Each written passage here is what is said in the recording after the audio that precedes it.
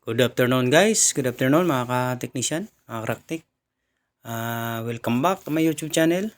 For today's video nga pala guys, mag-install tayo ng circulating pump ng ating heat pump unit. So ayan, kung nakikita nyo, napapansin nyo, ay sinisimulan kong ikabit yung ating pump. Replacement kasi to mga ka-technician ng ating defective circulating pump, no, ng ating heat pump. So samahan niyo ako sa oras na to pang install natin itong heat pump, circulating pump. At sa ating mga viewers dyan, bagong lahat, baka pwedeng humingi ng subscribe, and then palike na rin ng ating video, and papindot na rin ng notification bell button para lagi kayong updated sa ating mga susunod pang mga video. And pa-comment ako guys sa ating comment section para marami pa tayong magawa sa ating susunod na mga video. Maraming salamat sa inyo lahat at lagi po tayong mag-iingat sa lahat ng oras.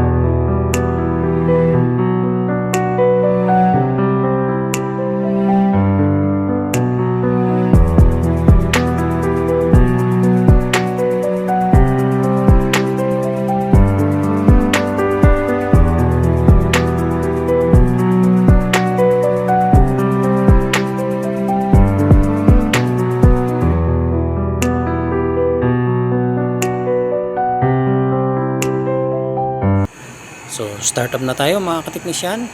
So ayan, napapansin nyo ay gumagana na po yung ating unit, no? So pagkatapos natin install yung ating circulating pump. So ayan, yung ating thermostat control. And then ayan na siya, gumagana na, no, mga ka-technician.